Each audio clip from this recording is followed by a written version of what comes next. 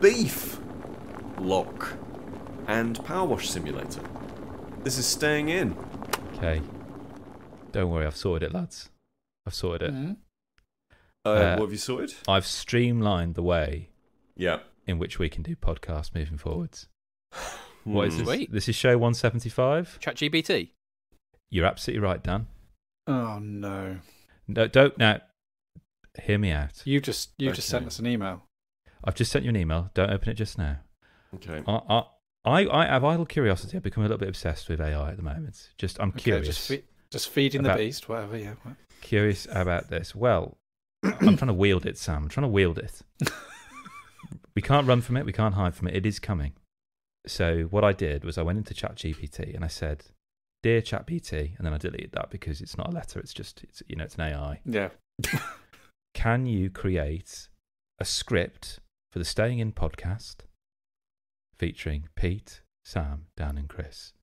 Okay. And then it created this. And I've just emailed you the script. So I thought we could play this script out. Okay. I mean, yeah. So if we could all get that up in front of us. I mean, I will say, spoilers, it's quite brief, but I think in a nutshell, Host we've Pete. got this. We've got this in the back burner. It decided that, Sam. I didn't specify that. Okay. Well, first of all, it says theme music plays. Clearly, Pete's been spending a long time search optimizing this to the nth degree to make sure the internet knows that he is the host, not us. So let's just read it as we see it on the screen. So, but before we do, did Kris? Is that all the instruction you gave it? You didn't say what the Staying In podcast was. No, I didn't. That's all the instructions I gave it. Okay, well, first we've got to come up with a theme tune because it says theme music plays. So let's do oh, we're staying in again. Perfect. Okay. Host Pete speaks into the mic. Good. Welcome Good to the start. Good start. So you realise that's not the bit you're supposed to say. It probably will take my job at this point. Welcome to the Staying In podcast, where we talk about all the things we love to do indoors. I'm joined by my co-hosts Sam, Dan, and Kris, and today we're going to share some of our favourite hobbies and pastimes. Sam, why don't you start us off? Co-host Sam speaks up. Thanks, Pete. I'm really into photography, and I've been spending a lot of time practicing and experimenting with different techniques. It's a great way to be creative and capture memories. For me, it's all about cooking. I love trying out new recipes and experimenting with different flavours and ingredients. It's a great way to unwind and also impress my friends and family with my culinary skills. Well, I'm a big fan of reading, and I've been making an effort to read more books lately. There's nothing quite like getting lost in a great story and learning something new in the process. Those are all great hobbies. Now, let's talk about some indoor activities we can do with friends or family. Kris, what's your favourite? Well, I love playing board games with friends and family. One of my favourites is Pandemic, where players work together to stop the spread of a deadly disease. It's challenging and also a lot of fun. I love having game nights with friends, and my go-to game is Codenames. It's a team-based game where players give clues to help their team guess the right words. It's always a blast. I'm a big fan of movie nights where we can all sit back and enjoy a great film together. My favourite movie to watch with friends is The Big Lebowski. It's hilarious and always gets a good laugh. Those all sound like great ways to spend time with loved ones. Now, let's talk about something we can do on our own. Dan, what's your favourite solo activity? I love playing video games. There's nothing quite like getting lost in a great game and exploring a new world. My current favourite is Red Dead Redemption 2. It's a beautifully crafted game with an amazing story. I love doing puzzles. It's a great way to relax and unwind while also challenging your brain. I recently completed a 1,000-piece puzzle of a beautiful landscape, and it was so satisfying to finish. For me, it's all about listening to podcasts. There are so many great podcasts out there, and I love learning new things and hearing different perspectives. My current favourite is the Reply All podcast. Those are all great suggestions. Well, that's all the time we have for today. Thanks for tuning in, and we'll be back soon with more ideas for staying in. Theme music plays. Oh, it's do-do-do, we're staying in. Well, look, all right, it's human being Peter now speaking. So, I mean, they got We're going off script. Off script now. So this Kris, is... Kris, can I just check that what you didn't type in was, can you write me presenting an AI script to the Staying In podcast? Are we sure that this isn't... Are we off book now? Are we... I don't know. I just don't know. Oh my God, who are we? I just don't know. I love the fact that Pete had no opinion on anything in that show. Yeah. I just realised. I mean, they captured me to a T, didn't they? So, I mean, they saw that... I mean, Kris, you have played with puzzles. You've done jigsaw puzzles. The Moon. Yeah, which is a beautiful landscape. Dan, you do like Red Dead Redemption. You did like it. I mean, I've not really played Red Dead Redemption 2, and I've not seen The Big Lebowski, so... Well, let's ignore that. Sam, you have ears, so you can listen to podcasts. And I have listened to the Reply All podcast, and it is okay. There you very go. good. Yeah. So this is all great. I think they hit the nail. I think they got us. I think they captured our voices very well. Yeah. We often talk in very short, staccato sentences about things that we love. Yeah, it's always really this formal as well. Like, and no follow-up on anything. Oh, brilliant. Yeah, I'm glad you enjoy that. Right, next. No, I think that's too much follow-up there. Do you think that's how the One Show does their scripts? Oh, absolutely. What with ChatGPT? Right, that was a really interesting piece to camera there from Jon Snow about dementia. Right, now, bees, they get drunk on their own honey. Here's Jeanette Cranky. Tell us more. Jeanette Cranky. But I think it's quite eerie that all I literally typed into ChatGPT was, can you write a script for the Staying In podcast featuring, and then our names. I didn't say anything about topics whatsoever. Great. It just did that. Great. I mean, yeah, it's good. Maybe an AI will be listening to us talking about this right now when this has gone out and making even more content based on this. And then they'd be right.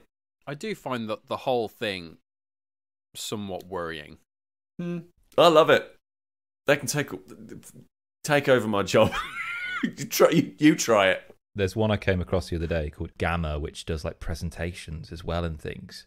Like I was around at a mate's house the other day. I was just showing him and he was like, "Oh, can you do a presentation on beers?" And the other one said, "And dogs." And I thought, okay. And it did this presentation on the merits and limitations of introducing beer to dogs. And he just did that in about 30 seconds. Thorough presentation. Yeah. Obviously, it gets things wrong, and for me, it's the bits it gets wrong that I enjoy, because those glitches are kind of where artistry lies. Really interesting. AI enjoys or I enjoy. Yeah, I got that as well. That I enjoy. Oh, okay, cool. You got to be careful. He's glitched, Sam. Yeah, he's seeping through. AI enjoy. Yeah. And I enjoy mistakes. Kris enjoys this. Yeah. Like a good human, I enjoy fallibility. Kris needs food. Oh, Christ.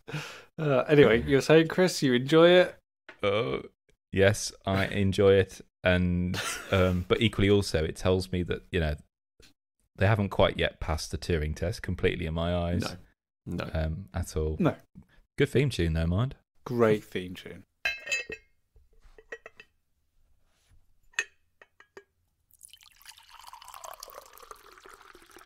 Kris, you went on holiday recently. How did you travel? I travelled by plane. Okay, cool. I realise that this is a request in retrospect, but when you were at the airport, because I know you must have done a little wandering around. It's always great fun at an airport. Pop into shops. Yep. Sunglasses Hut, that kind of thing. Yep. See what sort of terrible right-wing trash W.H. Smith currently thinks of the top 10 best-selling books. Yeah, go on. Yeah. Well, it was W.H. Smith's I had in mind. Did you go into a W.H. Smith's I did indeed. I buy my obligatory packet of fruit pastels. My ears pop. Okay, cool. I mean, you're making yourself sound more like a robot by every passing minute, but I buy my fruit pastels, must buy fruit pastels. Anyway, I bought my fruit pastels and Linda LaPlante book. When you were in WH Swiss, did you see any of the puzzle books that they have on offer? And it will be puzzle books that it may come with a free pen, and it's usually got a woman on the front cover who is slightly sexualized, but not too much to make someone maybe over the age of 60 get too excited. Carol Vorderman-esque, it's a tightrope. Rachel Riley-esque. Something where someone would say, she is a handsome woman. Yes. Yes, there we go. So it's usually these kinds of puzzle books about half an inch thick. Yes. And so like now like it's all 1,000 Sudoku, crosswords, word search, all this, definitely. Far longer than you need for the flight. Okay, good. I just wanted to check that it was still a thing. So the reason why I bring this up is I've recently been getting back into the beauty and the joy of puzzle books. And and by that I don't mean the... When were you last enamoured by the joy of puzzle books? Probably when I used to be at my grandparents' house, like 20 years ago. My grandparents' house was just adorned by these women just staring back at me when I was a kid. And I used to basically flick through each pages, do the easiest... Sounds like the house was a coven. I used to do women just staring at you. I used to do the only clue in the crossword that I was intelligent enough to figure out at that age, and then just like flick to the next one, like, and my grandpa would just come, just stare at the front cover. What a handsome woman. Yeah, it was probably my sexual awakening. Amongst those crosswords. Or puzzler. Yeah, a puzzler. Oh my word! You get a free pen. You know, I'm a deal and a woman. It's. Anyway, right. Okay. It's just gone off the rails about 5 times already. yeah. This is why the AI will never take over. Yes. Yeah, go on. Anyway, so I've been falling back in love with puzzle books, and one very specific puzzle book, and that is a puzzle book called Lock. L-O-K. It's just called Lock. That's all it is. So this is from a Slovenian chap named Blaž Gracar, and they are an artist, a musician, a writer, and a filmmaker and a game designer. He lives by the sea with his partner, his daughter, 2 cats, a dog, and a turtle. And he produced this book called Lock. So, first thing to say is that just having a puzzle book in the house has been a joy. Like, to have a physical thing on my bedside with a pencil and a rubber. And for me, having it there has been a godsend.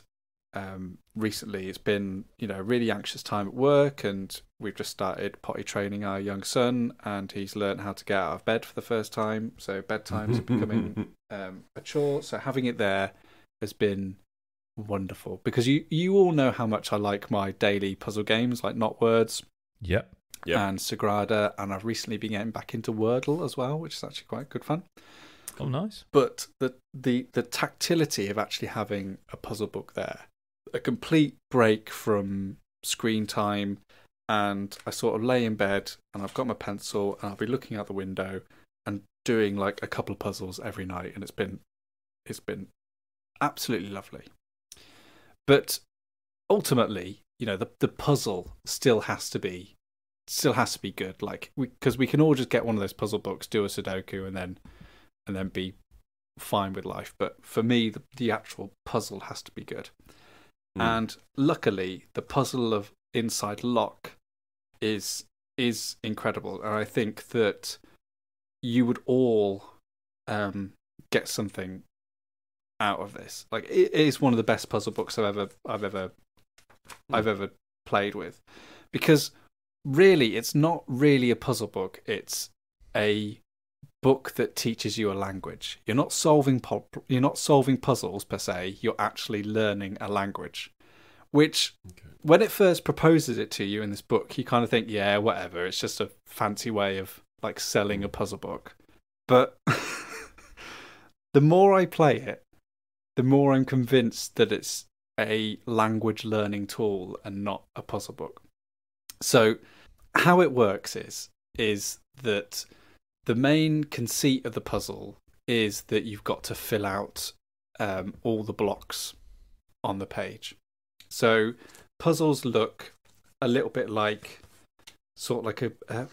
kind of a little bit like crossword puzzles, like basically just lots of different white blocks on the page set up in random orientations, and all you've got to do is find a way to shade in every single block. So it starts off with the word lock to begin with, L-O-K. And when you shade in L-O-K, you can then shade in another block in the puzzle. So if you imagine you've got 4 white blocks next to each other, L-O-K in the first three blocks, and then an empty white block, you shade in L-O-K. Right, now I can use the power, which is to shade in any one empty block. I can shade that in. You've completed the puzzle. Well done. You've learnt what the word lock does in this imaginary language. Mm-hmm. And then it goes on, and you learn the word talak, T-L-A-K. And what that does is that allows you to fill in 2 blocks, but they have to be adjacent to each other.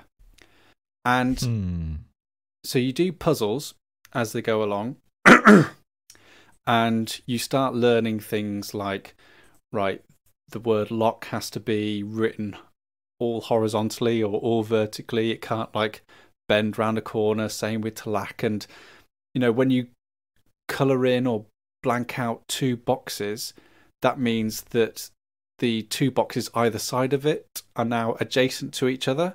So that's how adjacency works. So 2 letters which were split by 5 blocks at the start of the game can suddenly become adjacent by the end because you've blacked out certain boxes in a certain way. Right, I'm getting the hang of it. Mm-hmm. And then you get to chapter 3 in the book, and this is why I've kind of ruined a little bit about what comes in the first 2 chapters, because I think they're very light, very self-explanatory. But then chapter 3 begins, and this is what it says. It says, learn a new keyword in its effect. Trust the learning process. Look at multiple puzzles in a row if needed. Rely on the rule that you must always black out all cells in the grid. And that's it. So in the previous 2 chapters, it's been, this is the word lock, this is the word talak, and how it works. Then on the 3rd chapter, it's learn a new keyword. Good luck. Bye. And when I first read that, I was absolutely floored. I was flabbergasted. I was like, how on earth am I going to do this? And when I finally solved it, that feeling of accomplishment was incredible. When I'd finally found out I know a new word and I know what it does when I can activate it. And the way I'd kind of describe it is, in chapter 1, it's when you're learning a new language in a classroom with a teacher and students, and you're learning it and you're able to break it down and learn how to use it in context. Chapter 2 is a bit like when you're using like a dictionary or Google Translate to translate something. You kind of got the grasp of it. You just need to, get a sort of quick, oh, what's that word? Right, I understand it. I can use that in a sentence. And then from chapter 3 onwards with the book, it's like you're in the country, and you're just watching and you're observing and you're trying to pick up what you can and put it into some sort of context to then learn the new words that you're hearing. And the puzzle books just grow and grow and grow on from there. And I'm not going to ruin anything else, any of the other surprises that the book has in offer. I got to a new chapter today and it is bonkers, but I absolutely love it. And the sense of satisfaction that comes from this book, I think, is even greater than just a simple, oh, I solved the crossword or I solved a Sudoku, because of that application of language, and because you feel like you're, and this is going to sound really pretentious, but it feels like you're almost having a conversation with the puzzle. To solve them, it's about unlocking the pattern that you have to go through. The same way that you would build a sentence. To unlock a puzzle, you have to use words in a certain order in order to unlock them. Like, only once have I ever had to look up a solution to a puzzle. And it was a really weird feeling, because I felt like I'd solved the puzzle. And I was like, have I done it right? I feel like I've done it. But I need to check that I did it all right. In the same way that when you're learning a new language, you'd say something and then you'd ask someone who is fluent in that language or a native speaker, have I got that all right? Am I putting all the words in the right order? And I looked at the back and I hadn't. So then I went through a process where I was learning again. Like, I didn't feel like I'd let myself down by looking at a solution. Instead, I felt like, right, I need to learn from this and I need to internalize what I'm learning, because I know this is going to become important later on down the line when I'm doing more complicated stuff. So it wasn't like I got a puzzle wrong. I just walked into a library and said, where do I pull my pants down, rather than where can I find the thriller section? It's a remarkable little puzzle book. It sounds to me, Sam, that you found something of a sweet spot here between, say, something like a not word or a crossword, where it is the only way that can get harder is by just more words to cross or more words to untie. A sweet spot between that and also something like Journal 29, where it's a different puzzle every few pages, was actually what you've got is something that is essentially mechanically what it sounds like, the same puzzle, but it's evolving, and there's this kind of narrative that you're following through it, really akin to like Heaven's Vault, that Inkle game, say, for example. So that sounds really, really interesting, and you've just made me realise I've got a puzzle book at home of this sort that I've not touched yet, which I'm going to get off the shelf on when we finish this recording. But the thing with Journal 29 and other puzzle books I played of that ilk, what was the other one that both me and you got through Kickstarter? That's the one I haven't yet played. Yeah, I started playing that and it wasn't great. And I think what Locke has made me realise is that when you play a game like Journal 29, what you're actually trying to do, and this is sometimes what the stumbling blocks for like point and click adventures in the 90s or whatever, is what you're really trying to do is not solve a puzzle. You're just trying to learn the language of the person who wrote it, who put the puzzle together. And the brilliant thing about Locke is you're all starting at the same point, which is learning the language to start with. Like, there isn't already an established thing there which you don't know about. You might know the answer to the puzzle in Journal 29, but you just got to get it out in the right way, in a way, but you don't know the language that the designer had in mind, so that it's difficult for you to interpret it, if that makes sense. But whereas in Locke, you're learning the language from scratch. So so I don't feel any of that. I don't feel any of the same struggles that I did with Journal 29 and this other bad book that I can't really remember, because I genuinely feel like the learning curve is so perfectly placed, and I'm right there with the designer in terms of building this language and building this vocabulary and getting it onto the page.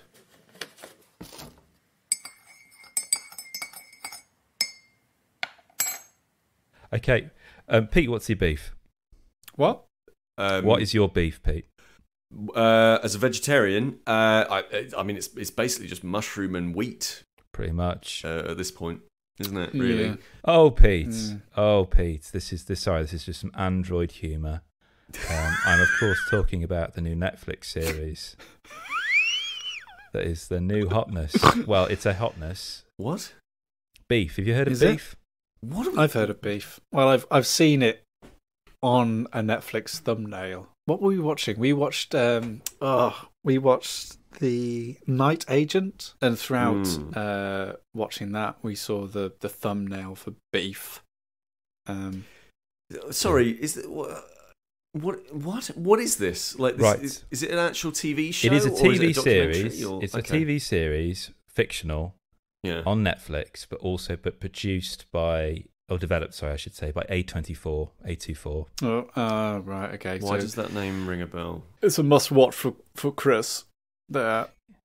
Yes, so my Android SEO kind of searching has told me that like people who like Anything A24. A24 is going to be something that is worth talking about. So Pete, they did, I'll reel off the list, they did Hereditary, they did Midsummer, they did The Green Knight, okay. Yeah. they did Everything Everywhere All at Once. Okay, right. So this is basically like... Okay, so this is like my equivalent of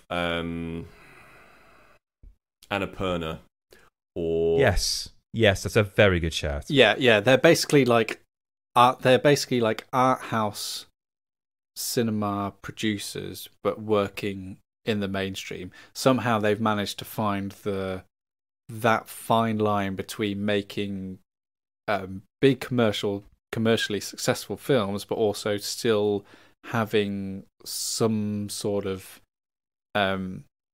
foot in the Cool. in the sort of art house genre.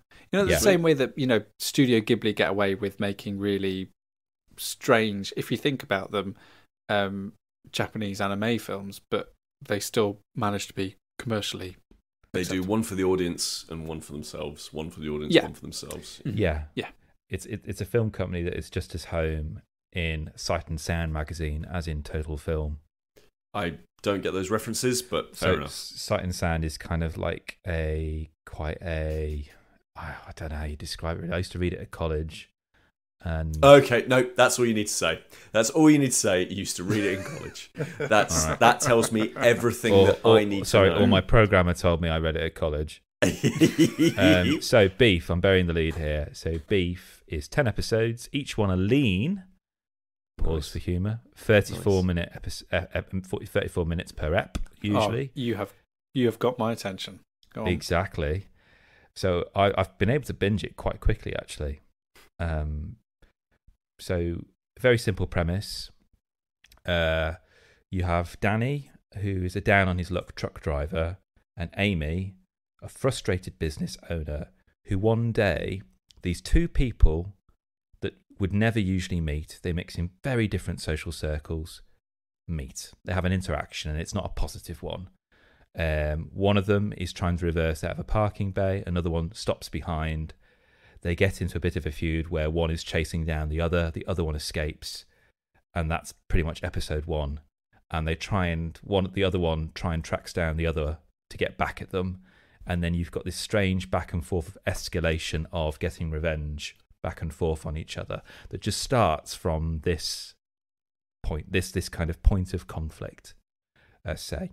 So it becomes this kind of petty dispute that just becomes increasingly more violent, but also quite funny. It's a dark comedy, this. And one of the reasons I want to talk about it is that typically, and maybe there's something in me that's a little bit perhaps immature or a little bit too idealistic, I don't like watching series where there's not one character in it that's likable. Okay, that's fair enough. I'm not very good in that foray. I'm not very good when everyone is just miserable or everyone is just not very nice. That's not what I want to watch, really.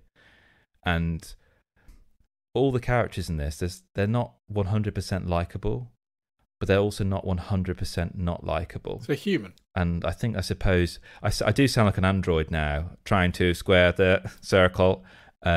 And so we watch them track each other down, saying, okay, I've got your number plate here. I know a guy who can help me find your number plate. So, you know, this escalation back and forth, you know, Danny, the character, played by Stephen Yeun, he urinates on the bathroom floor of Amy. Amy gets back at him by writing, I am poor, painting it on his van. I am poor on his truck, sorry. And what actually is the key thing about Beef is not this feud. The feud is just a catalyst. Actually, what's interesting is how because these two lives are thrown together by chance, it's how the people around them that orbit them also get thrown into this and start to collide and interact with people on either sides. So you've got Amy, who's this business owner who's just about to sell her company for 10 million quid. And you've got Danny, who's this, as I said, a down on his luck contractor who's not adverse to stealing stuff just to make ends meet. How the two of them, it's not that one is better than the other, but it's really interesting that like the people that surround them are also just as interesting. So Danny has a younger brother who is just a bit of a slacker, but he's much more hench than Danny. He's younger, he seems cooler, he plays video games, he's investing in cryptocurrency. Amy has a husband who just seems on paper perfect. He's a handsome man, stay-at-home father, very keen and very, very optimistic, very idealistic. But it shows you that Danny's younger brother's like laziness and ego is just as frustrating and problematic as as the kind of smothering of Amy's husband's just care and support, regardless.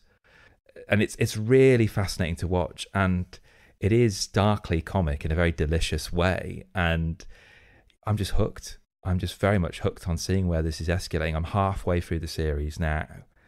But what comes across very patently, obviously, is that this is not what I thought it would be, which is just, a kind of a scandalous toing and froing of people getting revenge on each other, and it just escalates like Man each versus episode. Bee.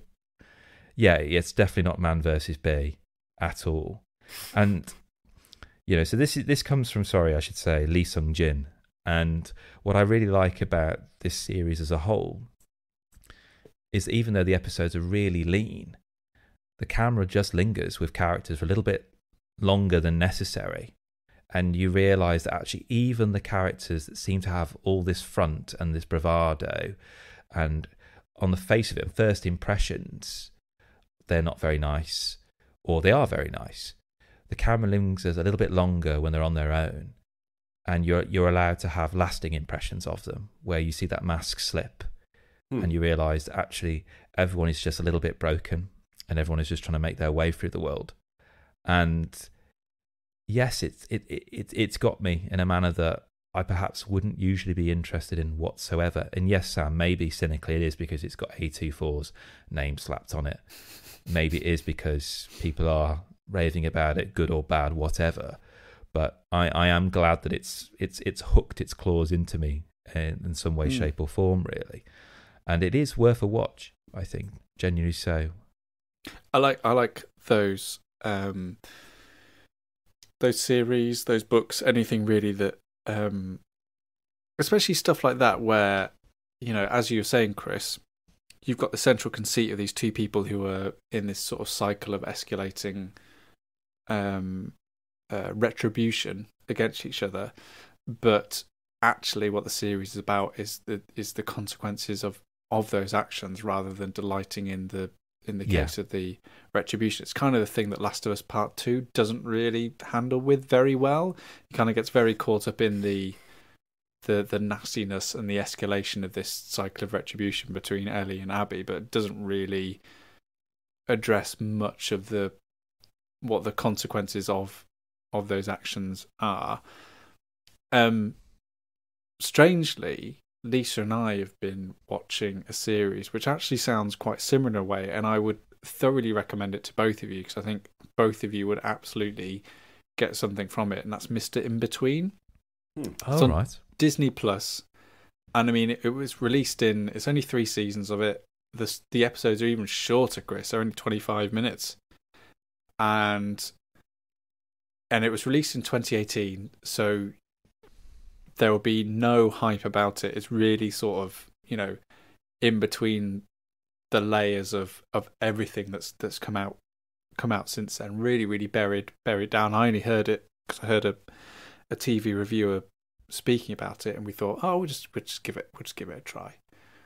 And it's a remarkable sort of drama comedy series.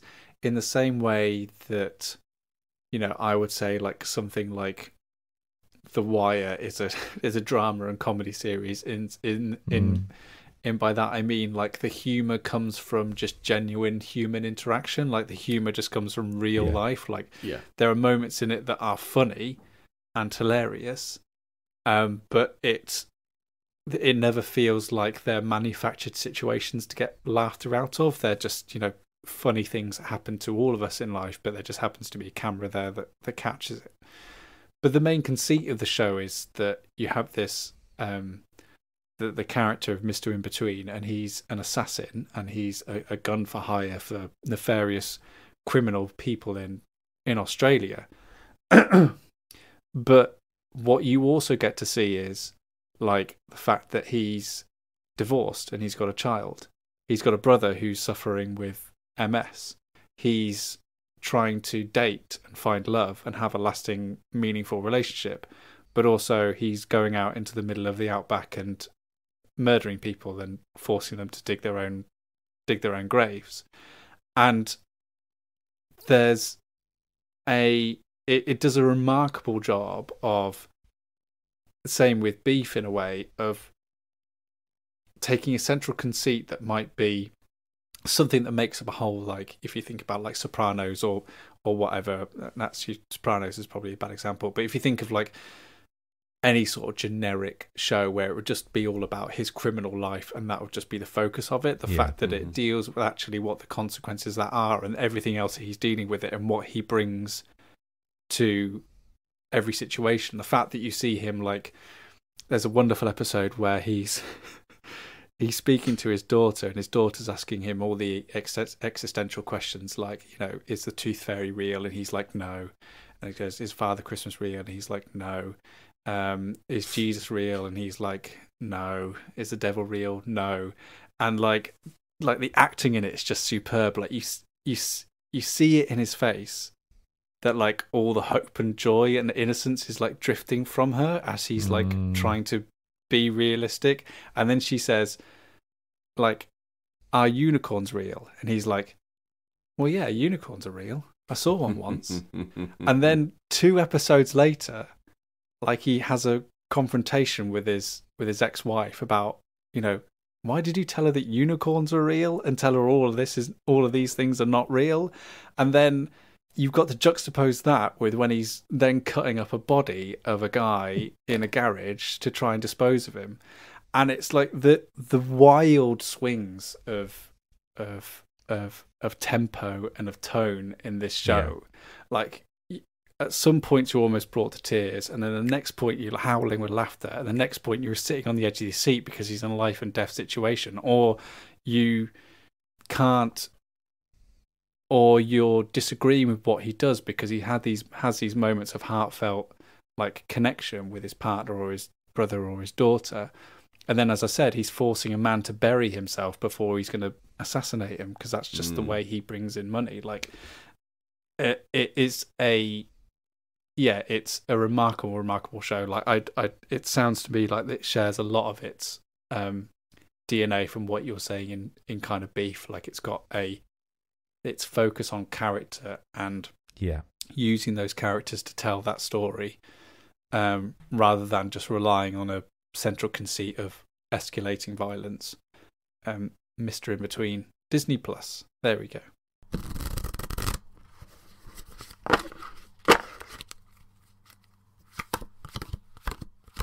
Sheep Farmer's Daughter by Elizabeth Moon. The Adventures of Sally by P.G. Wodehouse. Murder at Crime Manor by Fergus Craig. Excellent.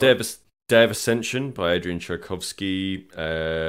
Dirk Gently's Holistic Detective Agency. Picture of Dorian Gray. Lord of the Flies. Trials of Rumpole. And more besides. These are a few of my favourite things. These are all audiobooks that I have read while playing the ultimate audiobook game. The ultimate... Now, hang on. Before you explain what this game is, Pete, can we have a few honourable mentions? Because you've spoken about a few audiobook games. Absolutely. That have been your jam. Audiobook games. So I've kept a list. Oh, my word. Oh, Sam. okay. Here we go. Well, Sam, you can... As the chief archivist of the podcast.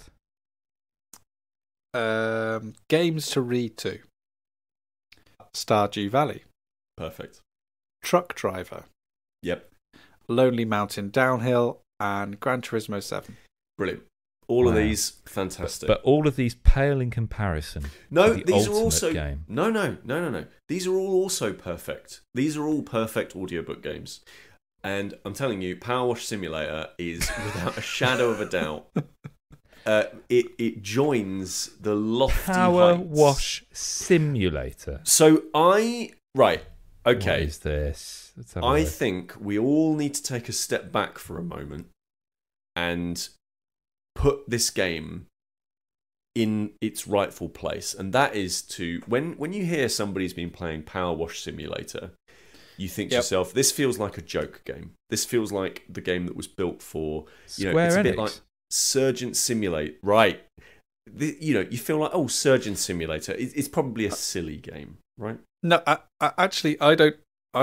I come at it from a different point of view of that. I don't believe it's a joke game. I feel like it's probably very, very good. I feel my problem with PowerWash Simulator is playing it and then my significant other coming into the room and going, it's a bit of a mess in here. Why haven't you tidied? And me having to then explain, yeah, but I'm trying to clean this virtual car. You're not going to give me XP. Yeah, exactly. Yeah. Exactly. You've already got the excuses you need. So it's the opposite of Splatoon. Yeah, basically, yeah. Or viscera cleanup detail, I suppose, is kind of the closest thing. So I went into this kind of. I heard about it. It got announced, and I was like, okay, well, I don't know whether or not this would be my cup of tea. And it was during that phase. There was another game that came out around this time, which I'm now very interested in playing, which is the lawnmower simulation game as well. I'm very much up for giving that one a go. But the reason that I picked PowerWash Simulator first is because this is from. It's published by Square Enix. And Square Enix do not muck around. Square Enix referred to Tomb Raider. This is true. They referred to Tomb Raider's sales as "quote-unquote" disappointing. Right? Oh yeah. Well, that's why they got rid of it. Yeah, that's why they got rid of it. So if they're going to back a horse, you can probably be pretty. You better confident. make them some money. Yeah, exactly. And believe you me, this game has made them money. So there's a thing you can do. If you go and look at any reviews on Steam, look at player reviews on Steam, if you times the number of total reviews on Steam by about 50, you get a rough ballpark of how many copies that thing has sold. It has sold a lot just on Steam. I mean, it does look really satisfying. And that's the reason. So the core thing here, and I'm a genuine believer in this, a lot of the really popular simulation games fall into one of three categories. One, the silly, streamable, things like Iron Goat Bread. Simulator. Yeah, like, these kinds of like silly simulation games, right? Things that streamers play, they go, wow, this is so crazy! And then like nobody ever plays it, right? Other than them. Then, or maybe it gets picked up because it's a kind of joke game, right? The second one is that they are genuinely serious simulations. So these are your flight simulation games, your Gran Turismos, your Euro Truck simulators, the things that are trying to very, very deliberately simulate a real-world activity, right? Yeah. And then there are the third wave. And this is a sort of slightly untapped potential, I think, because I don't think many developers are actually thinking about this stuff. And that is the simulation game that is either wholesome or satisfying in some way. And PowerWash Simulator falls directly into that camp. It is extremely satisfying. But I would also say the other reason I wanted to pick this up, because, all of these things are kind of gesturing towards this being an interesting thing to go and look at. The other one is that if you've been playing PlayStation games for a while, you might remember a series called Velocity that was made by a company called FuturLab. And they have been this indie for a really long time. They are like an amazing success story. that had its ups and downs, but really, really found its footing with velocity, and like they were kind of like people were really starting to like them. And then they came out with this PowerWash simulation game, and everyone was like, "Why have you gone off in this weird direction?" And I know why. It's because they had an absolute gangbuster of an idea. So it's clearly done extremely well for them. So, what do you do in it? You are a PowerWash simulator. You know, you're a PowerWash person, right? Because I mean, that's it, right? So you own a business power washing things. So people Is that send a you. that's I know around here in Britain, and especially where I live, there's people who power wash driveways. Yep. Oh, my neighbours do it all the time. Yeah. I've never seen anyone like specifically to be a business that power washes. I'll power wash anything. I'll put it in front of my Karcher K3 and power wash the heck out of it. No, I was about to say, Pete, is this why you sent us a picture today of your treasure trove of goodies to do your decking outside? Yeah, so this game has inspired real life, right? So Assassin's Creed, I went to Rome to go and wander around Rome. When Tony Hawk's came out, I picked up skateboarding. I've now bought a power washer, right? Because it was so satisfying to play PowerWash Simulator that I've actually gone and bought a power washer. So there are businesses, yes, that will power wash stuff for you because they're not cheap, right? These things aren't cheap, but the work itself is relatively quick doing power washing, right? So basically you play one of these people. So think PC Building Simulator, again, another game that was kind of like lampooned a little bit at the time of like, oh, why on earth would you build a PC if you can't play games on it? Well, because it's satisfying and it's interesting to see how things work, right? Cooking Simulator, why would you play a cooking game if you can't eat the food? So basically you have this power wash business, so it's clearly not really a fantasy fulfillment, right? Like it's just a manual labor sort of a job thing. But the idea is you get these emails and they say, come and power wash my driveway, or come and power wash this car, or come and power wash this entire house, or towards the end of the game, come and power wash the Mars rover, come and power wash old Mother Hubbard's shoe house. Or so you've completed this game? So no, I haven't. But I've seen screenshots further on. I actually have gone to Mother Hubbard's boot and power washed the heck out of that boot. Let me tell you. But I've seen on the main menu. What a mess! I know. What a mess! And also, like that's got to be proof of water on Mars if the Mars rover's got mud on it. Absolutely, yeah. So there's a career mode where you're given these jobs, you get money for these jobs, and you can buy better equipment. Straightforward. Then there's another mode which is these kind of like special one-off jobs, and because they are published by Square Enix on PlayStation, the free DLC that you get, and by the way, this is on everything. It's on Switch, PlayStation, Xbox. The free DLC that you get is the bike from Final Fantasy VII, so Cloud's bike, I think, from Final Fantasy VII, and one for you, Kris, Croft Manor. I mean, those are very different scales, aren't they? So you can go and power wash Croft Manor. I mean, I don't know. So that seems to be how that game is going to start moving forward. Basically, tie-ins. Right, so you're going to be able to power wash your way through who knows what else is coming down the line.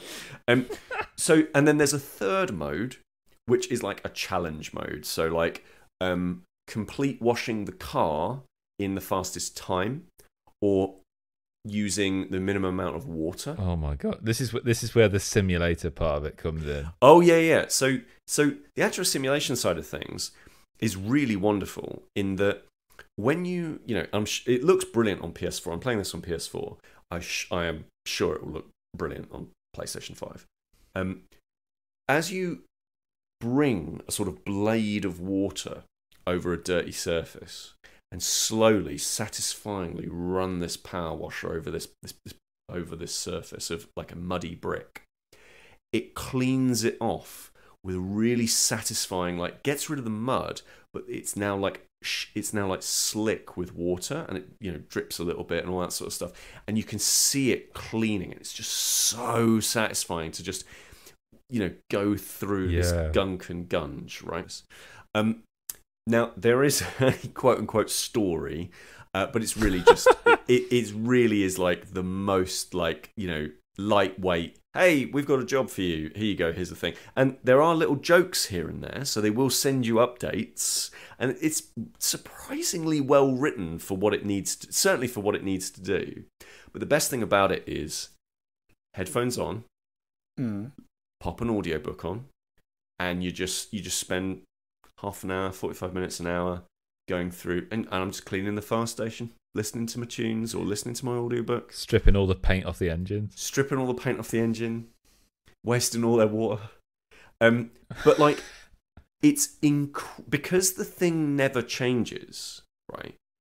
Like, sometimes you'll need to make sure you're using the right funnel, so it's like really pressure, like high pressure, to get rid of really stubborn bits. That's really, really focused.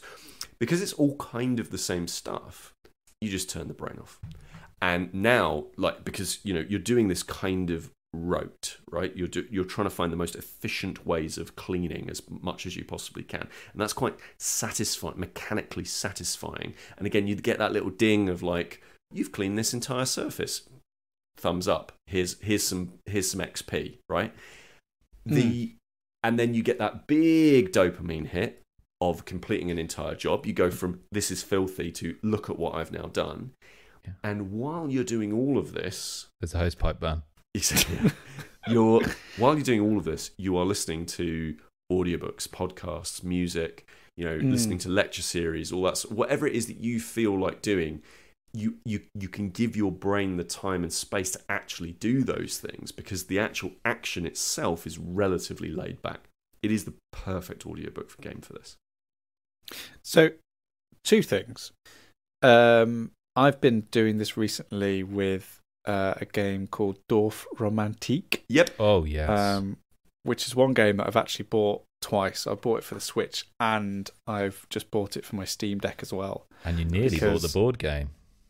And I nearly bought the board game. And I mean, I don't think you'd have to twist my arm. We'll check back in 6 months. Yeah. I don't think you have to twist my arm too much to actually get it. But the reason why I've bought that on two platforms is the Switch or the Steam Deck come everywhere with me. And Dorf Romantik is one of those games, exactly like Pete was saying, where the central task is so simple and so easy that it's like, when you've got 20 minutes where you just want to do something or play something just to pass a bit of the time, or you're feeling a bit like overwhelmed at work and you don't really want to play Mario plus Rabbids Sparks of Hope again. So it's just something to just pass the time. And Dorf Romantik is a wonderful expression of that, where it's just the actual game per se is basically it's just a high score runner. Like, you are just placing down tiles, rotating them, and trying to match tiles with other tiles. So building like a big forest, or matching house tiles with other sort of urban tiles, or trying to get a river to snake through this location. And you end up at the end of the game building these little and wonderful landscapes. And the more sort of combos and scores that you can put together, the longer your run and the longer your high score, because you only have a limited amount of tiles. I think you only start off with 70 tiles, and the more sort of links in the chain that you can put together, you get rewarded with more tiles. So what you're trying to do is basically just keep on building all the time. But what's brilliant about Dorf Romantik is you'll get to the end where it'll be like, oh, well, doesn't matter. You've run out of tiles. Here's your high score. Do you want to go into custom mode? And be like, okay.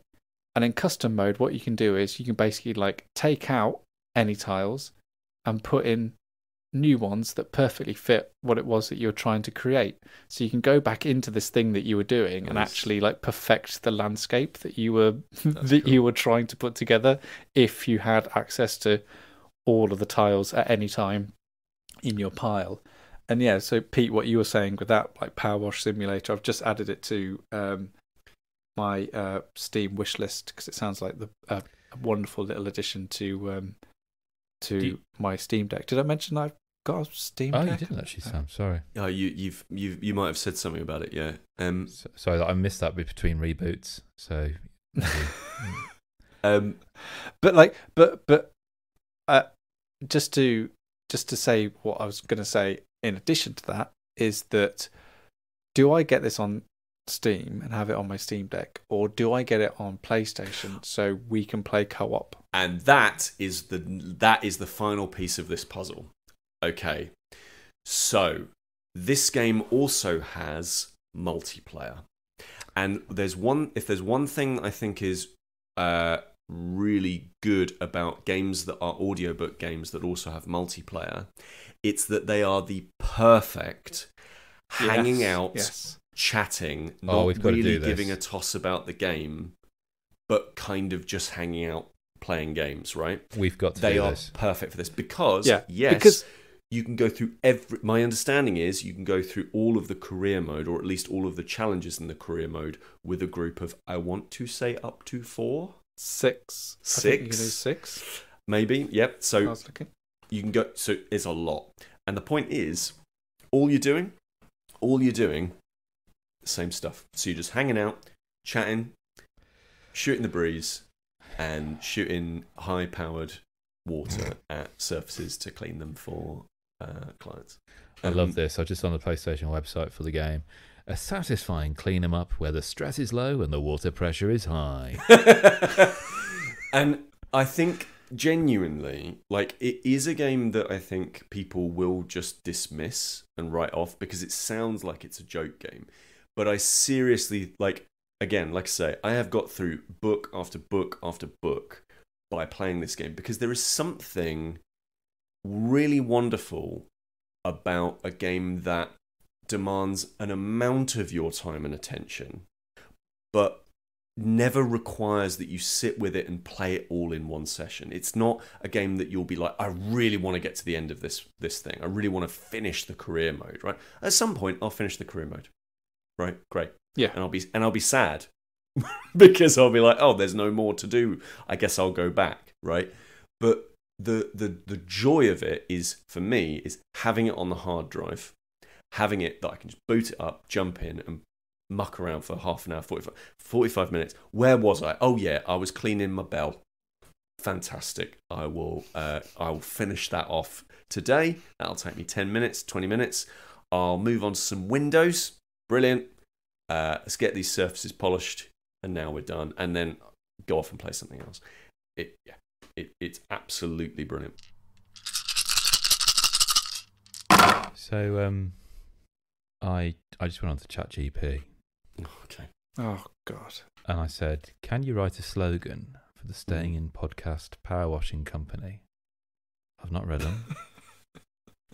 It says, sure, here are a few options. Okay. Wash away the dirt, stay inside and listen. Oh, okay. I mean, not bad. This I feel like power washing inside is dangerous, but go on. Cleanliness is next to podcastness. There's only 5 of these. Let us power wash while you power up your favourite podcast. Oh. A clean home and a great podcast. What more could you want? And lastly, a clean podcast. Stay in and let us power wash your worries away. Oh, I like that. That's great. So, listener, if we've power washed your worries away, let us know. 60 minutes or so. Yes, indeed. Let us know via stayinginpod@gmail.com, or via Kris, Twitter. Just before we do all the email and stuff. Oh yeah. Because we've long since battled with a way to end the show. At the moment, we're kind of like, yeah, All right then. But can AI solve this problem for us, Chris? So what I want you to do is, while me and Pete are doing all the emails and Twitter and all that kind of stuff, I want you to get ChatGPT to give us the best sign-off for a podcast. Now, it's probably just going to say thank you and goodbye. So anything that you can put in the request to make it bespoke to us would be great. Anyway, so good. Pete, you were saying the email address. stayingpod@gmail.com. If we've power washed away the pressure or whatever it is that we said that we would do.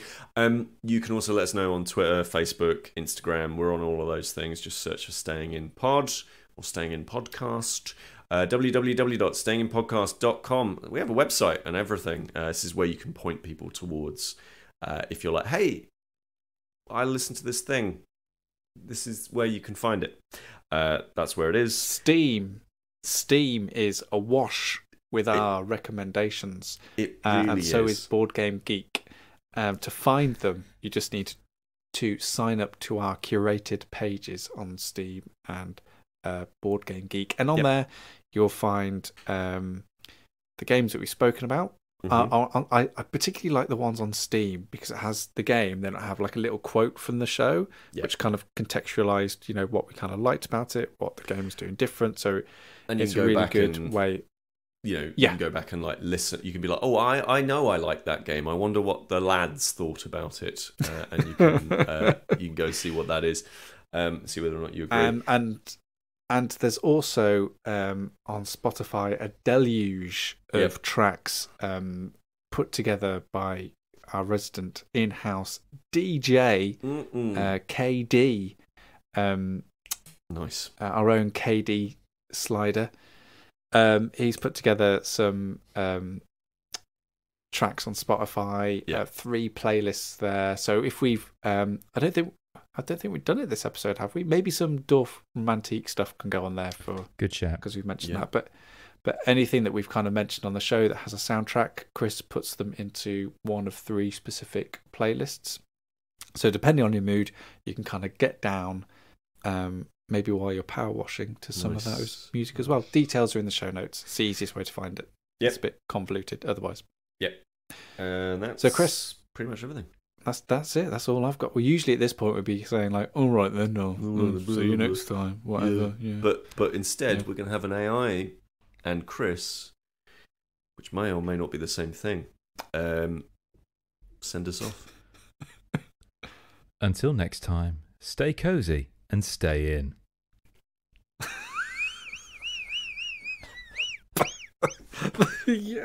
Good. There we are. Yeah. That's all right then. That's all right then. Yeah.